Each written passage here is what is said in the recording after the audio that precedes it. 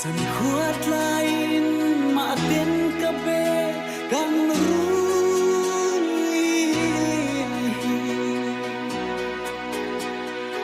khwa har sui ale lai khum khene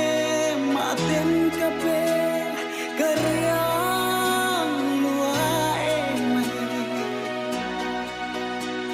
min hem thiang ma reng hiam si nang ngày vang hian gian reng cắt xin thấy lâu asin cắt đi kapar môi te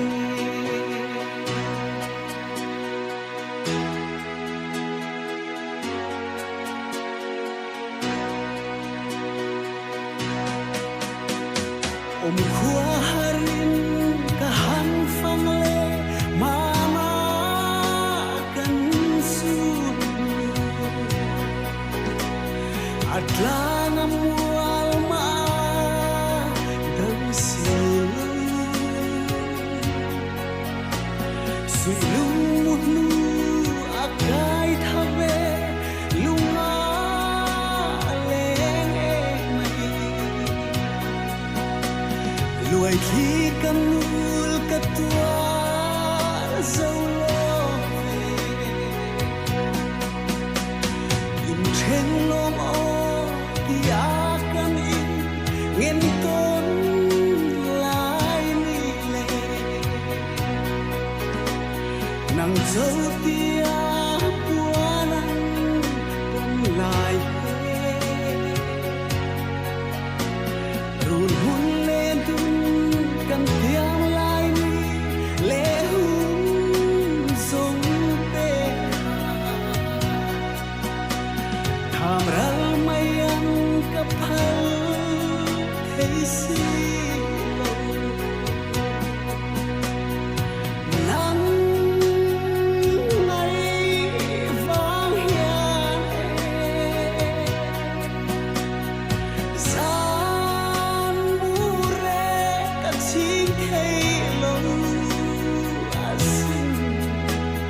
ka di ka par mo